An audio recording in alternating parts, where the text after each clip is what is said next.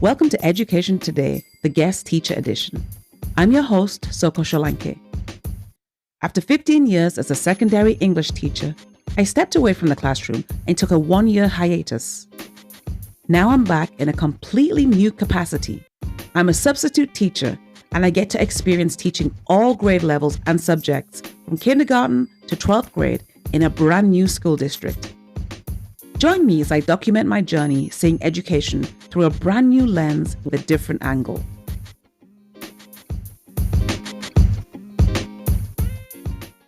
Welcome back to Guest Teacher, the Substitute Teacher Chronicles. I am your host, solanke, and I'm coming to you at the end of my first semester of substitute teaching.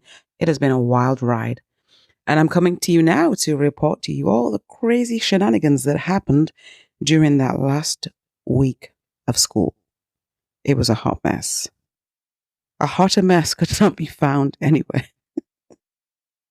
So let's just dive right in. The last week before break, I did two different things. I did 2 days at 2 different middle schools, and then I did 3 days at a high school. So let's dive into the middle schools first, because that is a hot mess. When I taught 6th grade a long time ago, that in a different county, not in this county, that final week of school before Christmas break, and even before the last week of school in May or June, was exam week. And what that meant was the students had exams in pretty much all their classes. So that last week, each day they would have at least 1 exam or 2 exams. So there'd be at least 1 or 2 periods that were extended where they would have an exam for that class. And then afterwards, there was a lot of babysitting happening afterwards. They would be in homeroom or be in other classes. And there was a lot of, if your class's exam hadn't happened yet, then you would have them reviewing. I taught English, so the review wasn't the same as you would review for math or science, because their exam was going to be something that looked like a reading comprehension, to be honest. But you would do some review with them. You would give them the option to review for other classes. And there'd be a lot of babysitting happening. There'd be movies, age-appropriate movies. There would be word searches, crossword puzzles, board games. You would keep them occupied and try and keep them busy. But in this county, it seems, because I was in middle schools the previous week also, it seems like most of these exams or district tests, exams, had happened the week prior to the final week. So now you got all these 6th graders and 7th and 8th graders who are just coming to school still, but there's nothing to do. They're just antsy. They're acting the fool. They're acting crazy because they're bored and we're babysitting. You know, teachers are leaving lesson plans that are like review material. Review material for what? These kids are not stupid. They know that the exams, the district exams and the school end of semester tests happened last week. They know that their grades are pretty much done.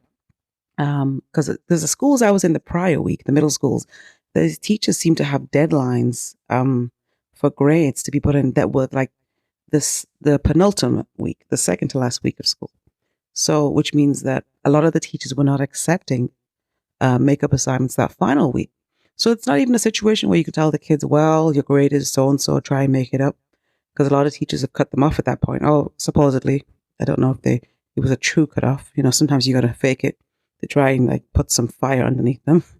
But the bottom line is that final week there was a lot of boredom.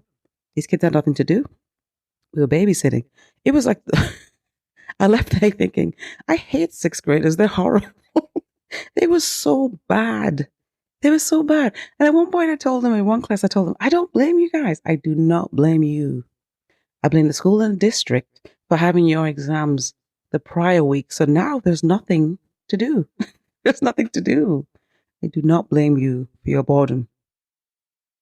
I tried to make the most of it. I really tried. The one class I was in, the teacher must have been like a last minute call out. I don't know what happened to him. But you know what? These last minute call outs that I saw the last week of school, which is like, oh, the teacher's last minute call out. But then everything in your classroom is locked up. Look, listen, I know that trick. When you lock everything up, you know ahead of time you're not going to be there. There's no last minute. There's a last minute call out with no lesson plans, and I'm like, I'm screwed. Teacher next door tries to put something up. You know, some of the kids buy into it, and it's a nice creative assignment. Most of them don't buy into it because they know their grades are done and they did their exam. They're just acting the fool. And I'm just like, I'm at wit's end because the shenanigans are just ridiculous. Foolishness. Just foolishness on a level I've never seen. And then the second day I was in a middle school, a fight actually broke out in the 6th grade class in the last 5 minutes of class, which was also the last, was it 5 minutes or 10 minutes? I think it was it 10 minutes? No, I can't remember. But it was also the last period of the day. It was 5 minutes. Yeah, just check. And it was a hot mess. I'm standing by the door and students are crowded by the door because you got 5 minutes left. I've had them pack everything up because the classroom was terrible. It was so bad. These kids are bored. And this was a social studies class, and this teacher actually left a lot of work, perhaps too much work. Some of the kids checked out and decided I cannot do all these packets. Social studies teachers in their packet, the freaking packets. Some of the kids just checked out. A lot of copying was happening. I just decided to choose my battles and just turn a blind eye. Because these kids know their grades are done. They know that. They know that this is just the babysitting effort. And they were just acting the fool, and the noise level, oh my goodness. As the day went ahead, oh my goodness. My stress levels were really bad that day. Those 2 days I was in middle school, my stress levels were so bad. I was like, wow, I remember why I left the classroom. When I remember developing hypertension that final year, just stress. Oh my goodness. Those kids, those kids stressed me out so badly. But then, as I said, a fight broke out in the last 5 minutes. I never seen a girl and a boy fighting before. And I'm shocked that boy actually chose to swing on that girl because she was a lot bigger than him and she could definitely stomp on him. She could definitely stomp on him. But anyway, this fight broke out and I'm like, oh my God, this is like real. They're not playing. Because, 6th graders like that. I play act all the time. That's what they've been doing. Those 2 days I was in a 6th grade class, 2 different 6th grade classes. There was a lot of play acting like, oh, I fell out of my chair. I busted my head open. Ha ha ha. Like, how is that funny? Pretending to fight, slap boxing each other or whatever. And you're like, stop. Keep your hands to yourself. Keep your hands to yourself, 6th graders. I don't know why they always have to put their hands on each other. But a fight broke out and all panic ensues. And then I foolishly thinking to myself, it's 6th grade. Now, background, I've seen fights break out all the time. I worked in a high school for 11 years. There were fights a lot. I've seen fights in my classroom break out. It's always kind of jarring to me when one breaks out in my classroom. It always just unnerves me. And I yelled at a student, go next door and tell the teacher next door there's a fight. Because I'm thinking to myself, this is not the time to get on the phone. Hello, office. No, call someone else. Let the teacher next door. So she does that. And I'm foolishly thinking, they're 6th graders. Let me jump in and try and separate them. I jump right back out. And I realize I'm about to get swung on. I'm about to get knocked out. The way that these two are swinging punches. A girl and a boy. Interesting. 2 other students are trying to separate them. They're just swinging punches. I just jumped out because I was like, not getting paid enough to get knocked out. Not right before Christmas. So then the student goes next door. She comes right back. Oh, she's called the office. Okay. So there's a lot of noise. Kids trying to pull them apart. They're fighting. Nobody's come.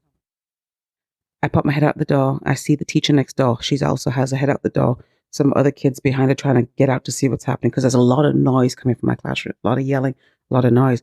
And I said to her, please call the office. She said, I already did. Let me call again. So she calls again. I go back inside. By this time, the students have managed to separate them, but it sounds like it's about to start back up again because the trash talking is getting really loud. They're yelling at each other. It sounds like a brawl in my classroom. The kids are all yelling. Some of them are yelling at both of the kids. Stop this. Why you don't do this? Oh, ignore him. All talking trash to each other. So it's going to start back up again. And my concern is the bell's about to ring for the end of the day. And nobody's here yet. I go out in the hallway again. I see a student with a cart pushing a cart. I'm like, please get an administrator ASAP. Get an administrator ASAP. Because nobody has come. And then the bell rings and it's dismissal. What is happening? Nobody came.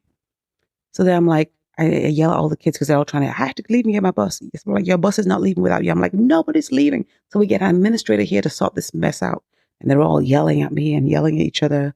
The 2 people are still trash talking each other.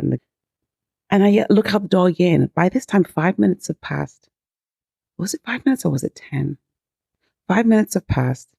And I see the school resource officer walking calmly down the hall.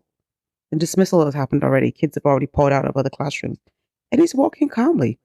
I'm like, I've never seen this before. In my old school, you press that button, there's a fight. People start running. Administrators, guidance counselors, the school nurse, they're running. Here, he was sauntering down the hall 5 minutes later. Then he tells all the other kids. He asks, what happened? I tell him what happened. He tells the other kids, everybody leave. Go home, go home. They all part of the classroom, and he holds the two. He pulls them to one side outside. At this point, I'm unnerved and I'm shaking because the fight happened in my classroom. That always unnerves me. It's always jarring to me. And secondly, I'm astounded that it took them 5 minutes to come. I'm really angry about that. And I go back inside and I try to gather my stuff together. I'm kind of shaking because I'm just like thrown off. The kids were throwing punches at each other who were talking normally just a few minutes earlier. And the administration didn't seem to care. And the resource officer was sauntering down the hall very calmly. So I guess he's outside talking to the two parties. It's weird to me that he let everyone go because there were definitely kids in there who were witnesses who could tell them what happened. But anyway, hey, I'm just the substitute. I'm just the guest teacher. Trying to get my things together. An administrator comes in and says, hey, yeah, we need you to go by the office and make a statement. I said, make a statement? And then she saw a side of me that I don't think any administrator's ever seen, because at this point I was really upset. I said, make a statement. I said, I almost got hurt, which is true, because they were swinging and I almost got punched. I almost got hurt in that fight. It took you guys 5 minutes to get here, 5 minutes. And the bell rang. And what was I supposed to do? And then she has an attitude. Well, I just came to see if you'd make a statement. It's not my fault. We're trying our best. And this campus is large. Side note, the high school I was in, that was a large campus. This campus may be a little spread out. It is not a large campus. It's not tiny, but it is not a large, by any means is this a large campus. It's not. This campus is large and we're trying our best. And then this is the thing that really pissed me off. We were in a meeting with a parent. I'm sorry. I've been working in schools for like 17 years now. You're in a meeting with a parent and you hear that a fight breaks out. You go to that fight and you break that fight up and you make sure everybody's okay and no kids getting injured and the fight doesn't continue. And then you go back to the parent. I'm so confused by this statement. We were meeting with a parent. You were meeting with a parent. There's a fight happening and you don't, anything could have happened in that time. Somebody could have pulled a weapon, maybe a knife or something. A kid could have got so seriously hurt in the fight. A teacher could have got hurt in the fight. That happens a lot, especially in high schools. Maybe not so much in middle school, but it does happen. Especially if we're foolish enough to try and break it up. Because, you're thinking, they're sixth graders. They're not like high schoolers. Try and break it up. And then in the midst, you get knocked out. The kid doesn't intentionally go to knock you up, but they're swinging. They're just swinging. So you get knocked out. Anything could have happened in that time. Why did it take them 5 minutes to get to that classroom? There's administrators. There's guidance counselors. There's a school nurse. There's a resource officer. Were all those people in that meeting with the parent? I think not. There was a lack of urgency that could have ended up in a really serious situation. Luckily for them, it wasn't a serious situation. No kid was seriously hurt. I don't think so. And I'm just thinking, so what if I just let them go when the bell rang? Dismissal, bye, go. Everybody goes home. And then they get a complaint from a parent. My kid came home and I had to take her to the emergency room because her jaw is dislodged or something like that. An injury that is not apparent at the time, but then later as hours go by, we're like, oh, something's seriously wrong here. You're in a bad shape then. You're in trouble. That should have been taken care of in the school, should have been notated. But you didn't come on time. So what if the substitute had just said, well, I was waiting for you guys and the bell rang, so they had to go, so I let them go. Ironically. So she had an attitude to me. The teacher next door spoke to me on her way out and she was apologizing. I'm so sorry that happened in your classroom. I'm so sorry those kids did that. I'm sorry it took them so long. I said, why did it take them so long? She said, I'm so sorry. That's unacceptable that it took them so long. It's ridiculous.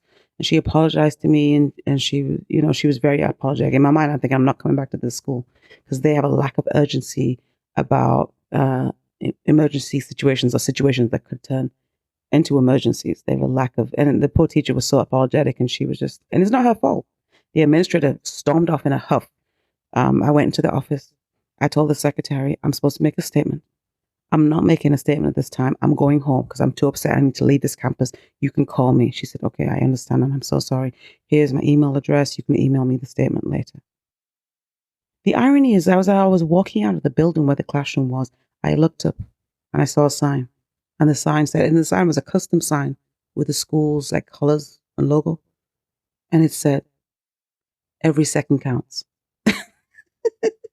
And I thought, really? Does every second really count in the school? Because, every second does count when there's a fight in your school. And every second that you don't attend to it does count. And something really bad could have happened. So take that sign down that says every second counts. If you are going to not take fights and other situations that break out in classrooms seriously and just saunter down the hallway 5 minutes later and then having attitude when the teacher in the classroom calls you out on the time delay that could have led to serious circumstances. If every second counts, then make every second count.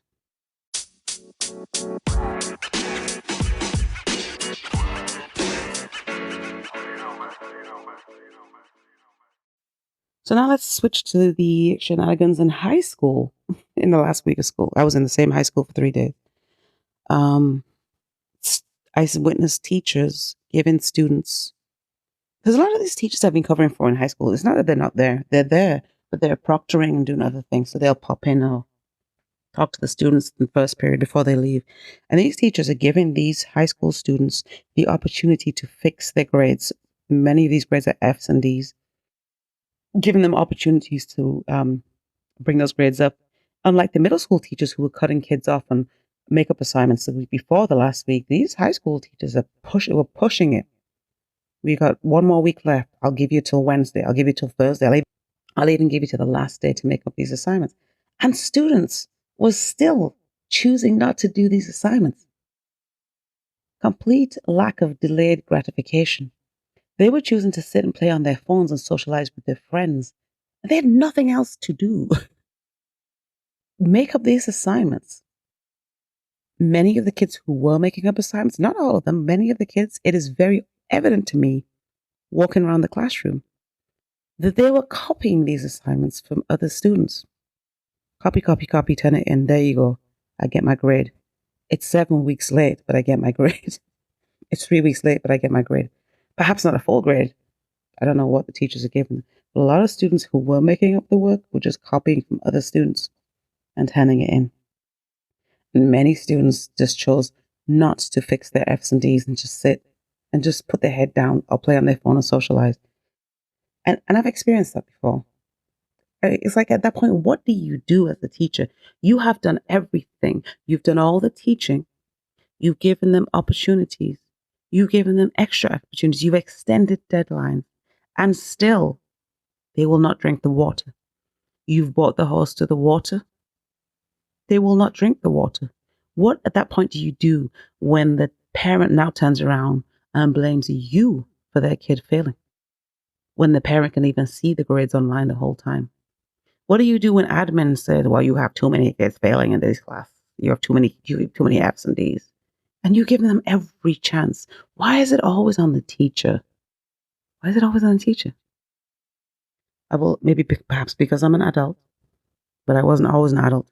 I will never understand the mentality. And I know that teenagers' brains are not fully developed yet. Perhaps that's the reason.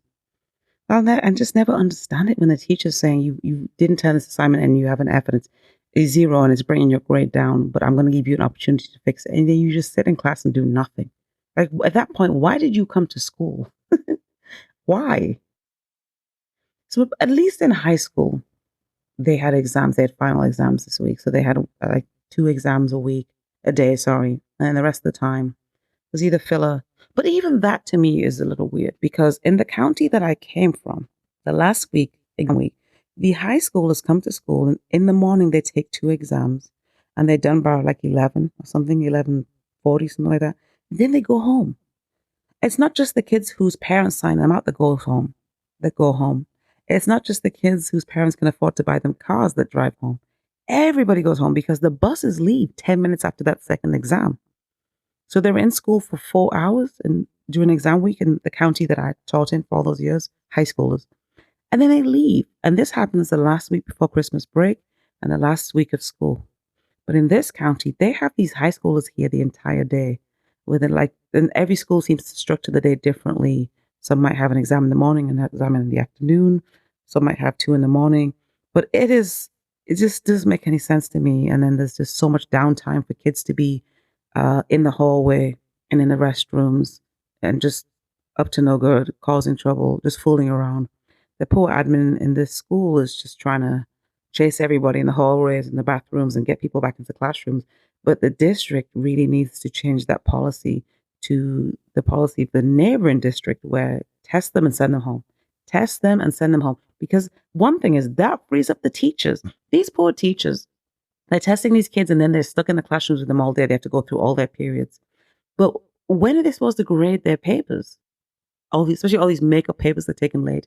Your English teachers, these kids are doing in this district, every 11th grader is either doing AP English language or they're doing Cambridge General Paper. So when are these English teachers supposed to grade these essays? And the other levels too are doing essays at the end of the semester. When are these English teachers supposed to grade these essays if they're in school with students the entire day that last week? Because what we would do in the previous county I worked in, when the kids left at 11 or 11:40 or something, by like 12 o'clock you were free and you either had the option to use your comp time and go home. Sometimes I would go home and I would grade my papers at home because it was just easier for me to do it at home. Or I would stay at school, find a nice little corner and grade my papers without students saying, "Miss, this, can I make this up?" No student interruption, no meetings. I mean, it was last week of school before Christmas, so there were parties. Like your department party would happen one day. One day, maybe the last day, they would be like the school party outside. Everybody goes somewhere to drink and eat and stuff. But besides that, you are now free to grade your papers and get your grades done before the break. Grades would be due, I guess, 5 days after the semester ends. So for us, that would be when we come back. But who wants to be sitting grading papers over Christmas break? No. And when you come back, you're teaching the new semester. So you don't have time to do it then. I think they give you one professional day the very beginning of the semester. That's not enough, especially if you're a teacher who has essays to grade. It's not enough. So this district is doing these teachers a disservice, these high school teachers a disservice by making them sit in class with these students the entire day during exam week. Test them and send them home. There was teachers that week, high school teachers, who were taking days off and getting subs so they could go home and grade. Now, if the school is providing that sub, that's great, which was the case in at least one teacher. But for a lot of these teachers, that's not the case. So now you're using your personal days to grade papers. That sucks. That's not right. That's not what your personal days are supposed to be for. Using your personal days to work? That's wrong. And I've even done that myself, to be honest. It's not good. It's not the way it's supposed to be. Not only are we not testing them and sending them home, but in the school that I was in that last week, and maybe in other schools, the Thursday and Friday, there was no testing happening. There was no exams happening. Thursday and Friday were makeup days if anybody who missed the district test. So all the other students who were sitting in class, it's either they had work to make up, which apparently nobody did. No, I'm good, miss. No, I don't have anything to do. Or, no, I'm good. And they're just sitting there and asking to get out of class so they can walk the halls and go in the hallway. It's a Thursday and Friday. By Friday, a lot of them had figured it out, and a lot of them had, a lot of kids didn't come to school on Friday because really Thursday and Friday you only needed to come if you had to make up a district test. And there's a lot of frustration for us as teachers. It's like, why are you here? Why are you here? You don't need to be here. You don't have any district tests to make up. You've done everything. You might have some makeup work to do, which you could send in electronically. But a lot of you don't have makeup work. So why are you here? You have to remember. I remember we would have this discussion, my colleagues and I, we would have to remember that for some kids, school is the safe place. School is a sanctuary. For some kids, when we go out from Christmas break and they're gone for 2 weeks, they might not even have food. They might not even have 3 square meals a day. But in school, they have breakfast and they have lunch. In school, it's a safe place. In school, they will find their friends, perhaps some adults who care about them, hopefully, adults who care about them. And a lot of kids don't have that at home. So for a lot of kids, we have to really be careful when we're saying, why are you coming? Why are you here? You don't need to be here. It's only for kids who need to make up district tests. We have to remind ourselves that, for some kids, this is their safe place. In those 2 weeks that you have off, that we're excited about, that we get to have a great time and relax with our families. That's not the case for some kids. For some kids, those 2 weeks is hell. They're just counting the days till they can come back. It's sad, but it's true, unfortunately.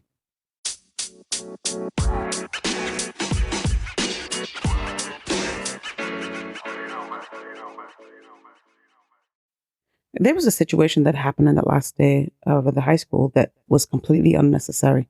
Did not did not need to happen. Administration allowed this to happen. At the very beginning of the day, they made an announcement on the PA for all teachers and students to hear. Said, teachers, do not allow kids out of your classroom to go to other classrooms. Teachers, do not accept kids in your classroom who are not on your roster. Do not. Okay, fair enough. Kids are asking me, can I go here? Can I go there? You heard it. You heard it. There's a substitute teacher next door also. In between passing, the two of us are standing next to each other at our doors as kids are coming. The kids who were supposed to be in my class are asking, can I go to her class next door? And she's like, you heard it. You heard the announcement. We're not supposed to do that. So throughout the morning, first period, second period, third period, kids keep asking. We keep saying, unfortunately, you heard the announcement. Administration said, only kids on your roster. Don't send kids anywhere else. You know, they're trying to curb the foolishness that's happening in the restrooms and in the hallways and in other classrooms. But somehow, something must have flipped in the brain of the substitute teacher next door to me during lunch. Because all of a sudden in the afternoon, she's breaking that policy. She's bending that policy. And a student, I don't know if this student is, but class has already started. And he comes in, and I hate these classrooms with two doors. I hate it. Comes in through the back door that is adjoining to her classroom. And I'm like, oh, you're tardy? So I mark him present and tardy. Then I see him leaving and go next door. I said, are you in this class or not? I'm just staying next door. I said, you heard the announcement, but she said I can stay next door. I said, that's fair enough. But for my records, I'm going to have to mark you absent because you're not in this class. If you're not physically in this class for at least half of the period, then you're not in this class. I cannot lie and say you were present if you were literally in here for a few seconds and you went next door. And we're not supposed to send people next door. So she's after lunch, she's bent the rule. She's changed it. And I'm like, you know what? That's not my problem. I'll mark him absent because he's not here. Then a few minutes later, an administrator comes in and says to me, there's a student next door. And he says, you said he's not allowed in this classroom. And I'm looking at her and I'm thinking, are you stupid? You really believe what that teenager just said to you? And I said to her, but I didn't say that to her. I was just looking at her and I said, no, I told him that you're supposed to stay in the class you're assigned to. So if you're choosing to be next door, then I'm going to mark you absent because I have not seen you in this classroom. I don't even know who he is. I have not seen you in this classroom. Therefore, I cannot mark you present. And I said to her, so I told him, you need to decide, are you in this classroom or you're not? Because if you're not in this classroom, you're next door, then I'm marking you absent. And then she says that this is the thing that gets me. And I'm just like, ugh. She said, well, is it okay with you if he stays next door? But you, the admin, are the ones who made this policy at the beginning of the day and made that announcement. So why are you now saying to the substitute who's trying to adhere to the policy that you announced at the beginning of the day, is it okay if he stays next door? At that point, I just decided, you know what? This is a free for all. This is if you're administration, and you say something like that, you gotta stick to it. You can't change it up like that in the middle of the day and let kids just do whatever they want. Whatever happens going forward from now to the end of the day, that's on y'all. Because you flip things completely over. If you want to let kids do whatever they want to do, that's on y'all. And I was just thinking of how ridiculous that is. That an administrator would go back on the announcement, on the decision that was made about letting students who are not on your roster stay in your class. And I refused to change his attendance. And that's it. He was absent. That is a hot mess. Hot mess.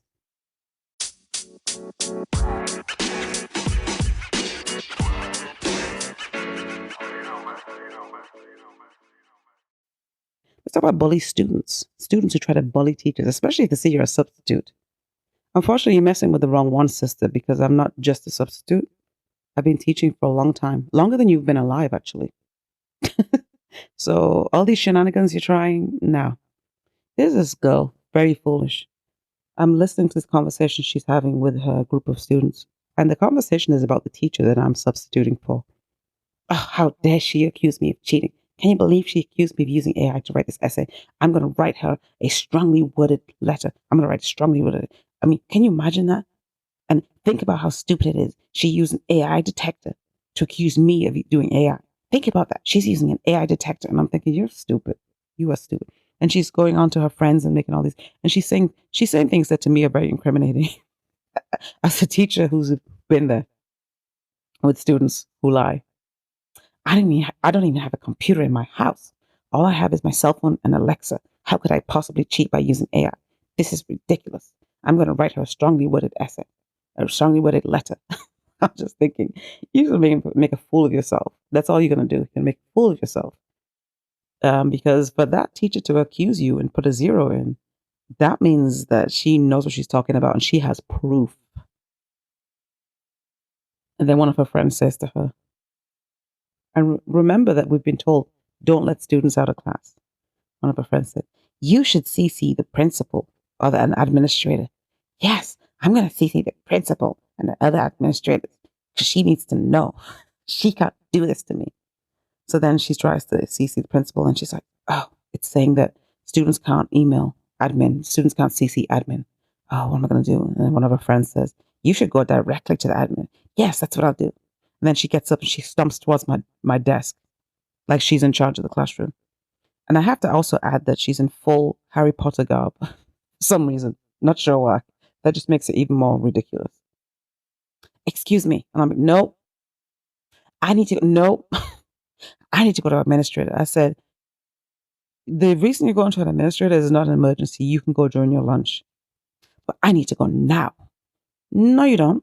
You could go and tell him about the AI thing during lunch, during your lunch. Take time out of your lunch. Because why? Why can't I go now? You heard it. You heard the announcement at the beginning of the day. I cannot let you go. Like, it would be different if she was trying to go to the nurse or something because she was sick. Nothing wrong with her. It's not an emergency. I cannot let you go. This is stupid. And I know she wanted to call me stupid, but she didn't have the guts to take that step. So she said, this is stupid. And she stomps back to her desk, the Harry Potter guy. I'm like, okay, Karen, sit down. Like, she's just like, she thinks she can bully me into letting her leave.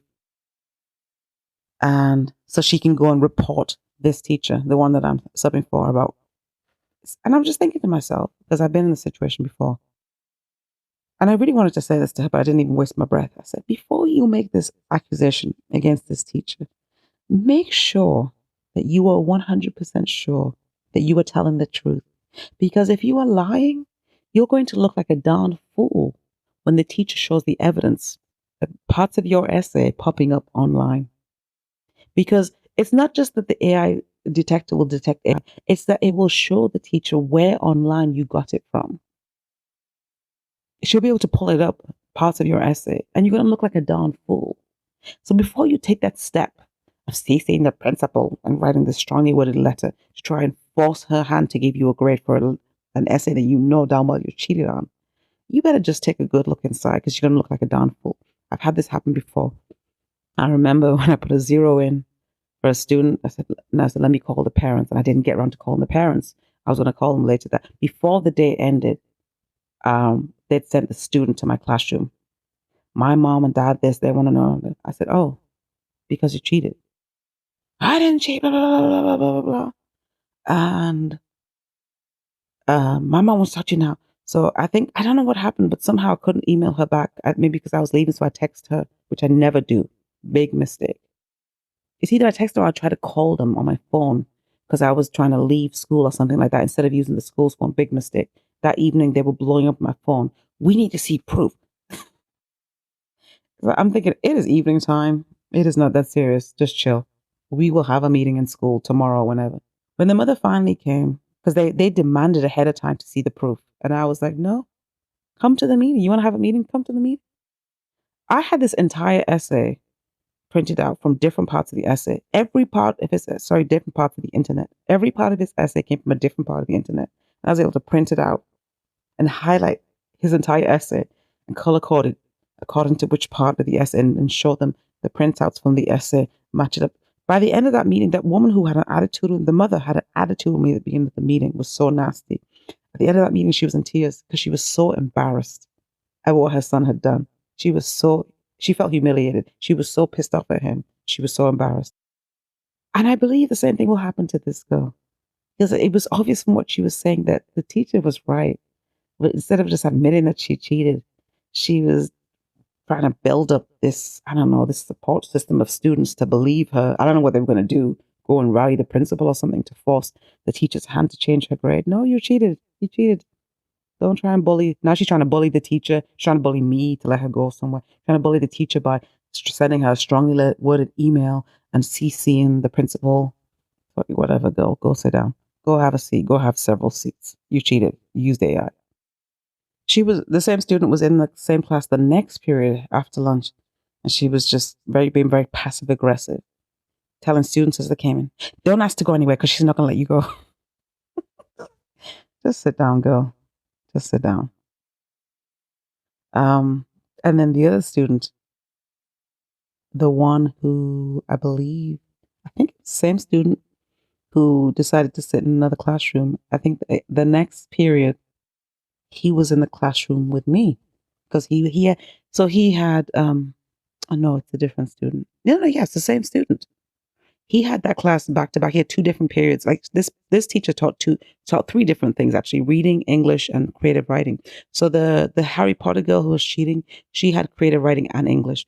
And the boy who went next door but wanted me to mark him present, told the administrator, lied to the administrator, and said I said he's not allowed in the classroom. He also had two periods of this teacher. I don't know if he had it for English and reading or English and creative writing. He had two periods. So I marked him absent the first period because he was next door. The next period after that, he did actually come into the class, which is fine. But you better not have marked me. You better not have marked me absent last period. Oh, really? Because you're going to do what to me?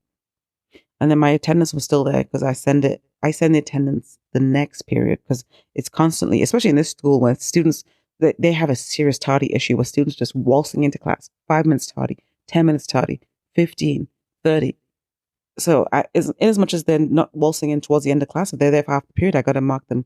Well, anyway, what I do is their problem is so bad that I'll put tardy and I'll write the time they came in so that the office can see, because I'm not going to just mark you present.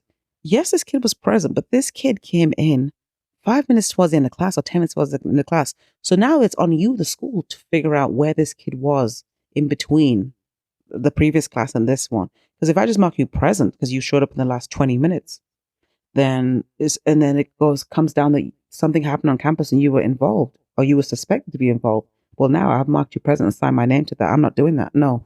So I like to mark them tardy and I write down the time that they came in tardy if it's excessively late. Not if it's like 5 minutes tardy. But if you're coming in 15 minutes into class, then I'm writing down the time. So admin knows that you were not physically in this class until that time. So this kid, so my attendance was still there and he could see he was marked absent. And he was like, you better change that or else what's going to happen? He takes a picture of it. Well, I'm going to take a picture of it to make sure that I don't get in trouble or whatever. I took a picture of it too. I took a picture of it and I wrote a note at the bottom. I wrote a note at the bottom saying this kid was not here. He chose to stay next door. Therefore, I couldn't mark him present. He's present now, and now he's threatening me that if I don't change it, I don't know what he's threatening to do, but he's threatening that I better change it or else. I wrote that note, and that's what I sent to the office with, like asterisks next to his name. Wasn't present now, threatening to take action unless I change and lie about his attendance. And I also took a picture of it and sent it to the teacher that I was subbing for because she had left her number. So I wanted her to see the foolishness and the shenanigans that were happening that last day of school.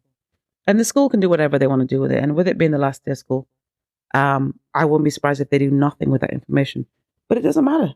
I just want to cover my behind, so that I'm not marking somebody present who's not present. That's not happening. And you're not going to bully me into changing the attendance. And you're not going to bully me into letting you leave the classroom to go to an administrator to report a teacher for calling you out for cheating. And, with these students, there's a sense of entitlement And then there's the audacity of believing you can talk to adults however you want and that you can get your way whenever you want and that you can cheat and get away with it by lying.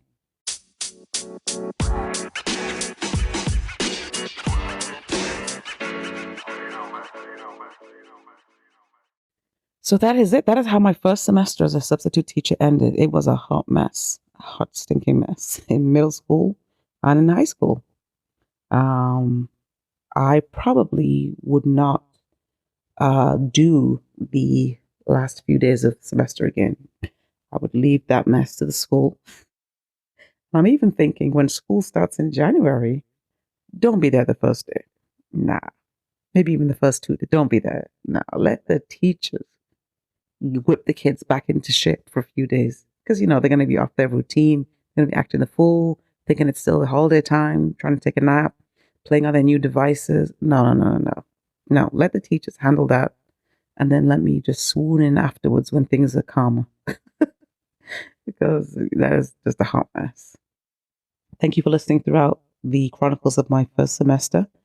And I hope to bring you back more adventures in semester 2. See you then.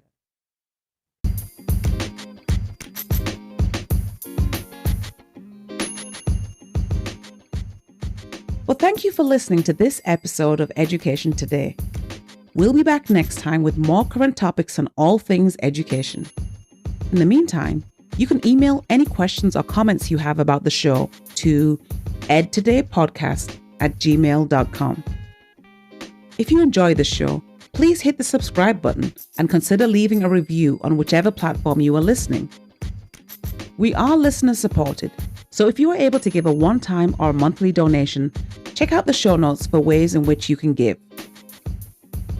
Check out my blog for more about my experiences in education at medium.com/@SOKO. That's medium.com/@SOHKOR. You can also find me on Instagram at @SOKO_rights. That's @SOHKOR_rights. See you next time, and thank you again for listening.